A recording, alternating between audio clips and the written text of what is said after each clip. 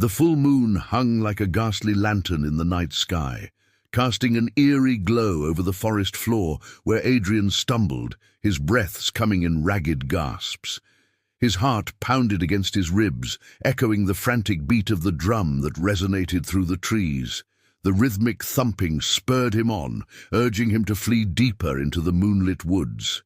He didn't dare look back, but he could feel their eyes boring into his back, burning into him with the intensity of 1,000 suns. Their snarls, their growls, their guttural cries of rage and hunger echoed behind him, weaving a symphony of terror that spurred him forward.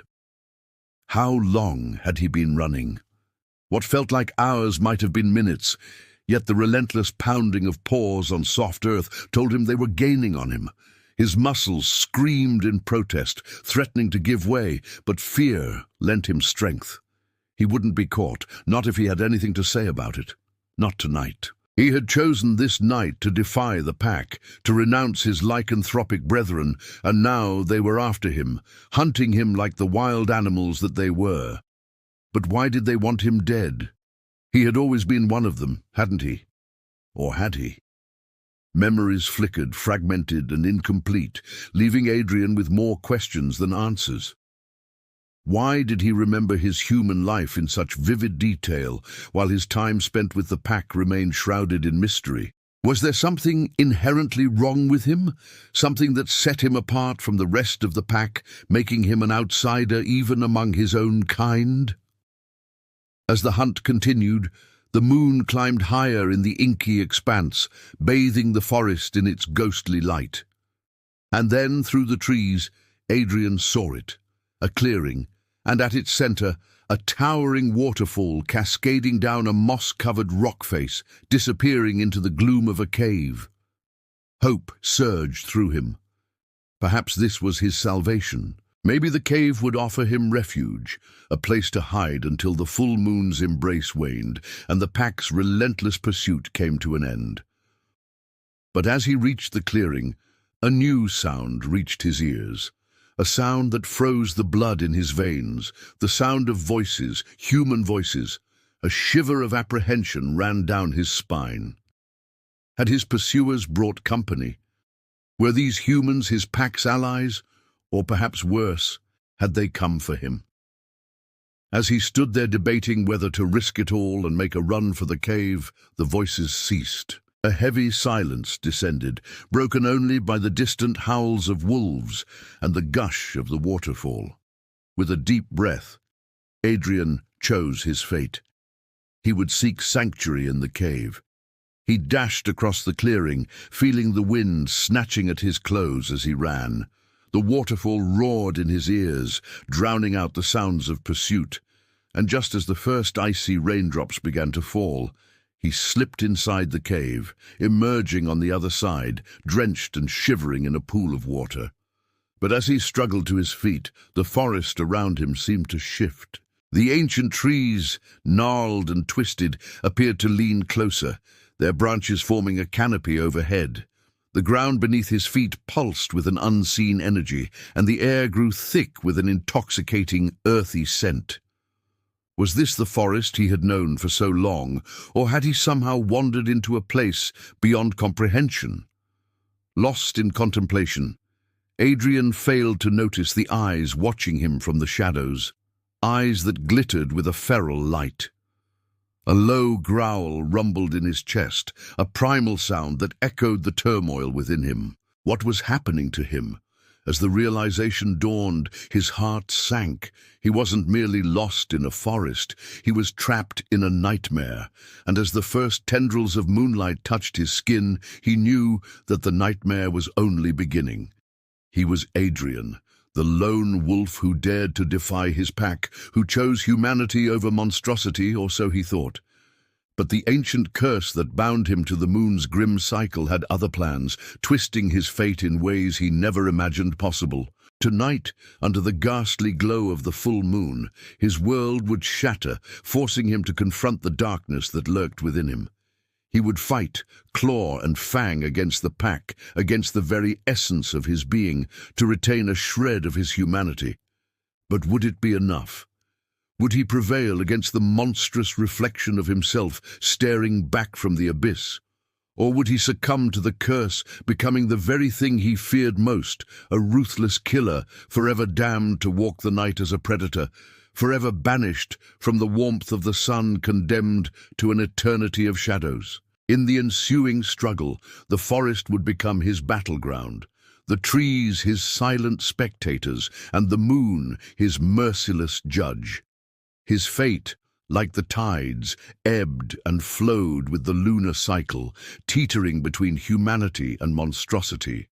Would he rise from the ashes of his former self, embracing the beast within and claiming his rightful place among the wolves? Or would he perish in the attempt, leaving behind the remnants of a life once lived as Adrian, the boy who became the wolf, who became a legend, whispered in fear and awe through the ages? Tonight, under the haunting gaze of the full moon, Adrian's tale would reach its climax, a tale of horror, transformation, and the unending struggle to define what it meant to be human. Adrian woke up with a start, his heart hammering in his chest as memories of the previous night's harrowing escape flooded back: the forest, the pack, the terrifying transformation he had undergone. It had all been a dream, or so he hoped. But as he looked down at his hands, the sight that greeted him sent a chill down his spine. They were paws, large and hairy, with sharp claws that glistened in the morning light. Panic seized him. It wasn't a dream. His lycanthropic curse was still upon him, and tonight the full moon would return, bringing with it the agonizing transformation and the maddening hunger for human flesh. He had to do something. Anything to break the curse before it consumed him entirely. Adrian found solace in the familiar surroundings of his home, or what was left of it. The walls were crumbling, the roof caved in, and the yard was overgrown with weeds. But it was a sanctuary compared to the horrors that awaited him outside. He needed help, but who could he turn to? The villagers, perhaps. They had rejected and banished him, believing him to be a monster. Could he risk exposing his secret to them?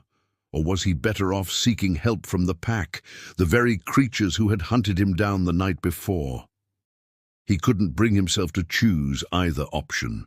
Instead, he delved into his past, scouring his memories for any clue that could help him break the curse.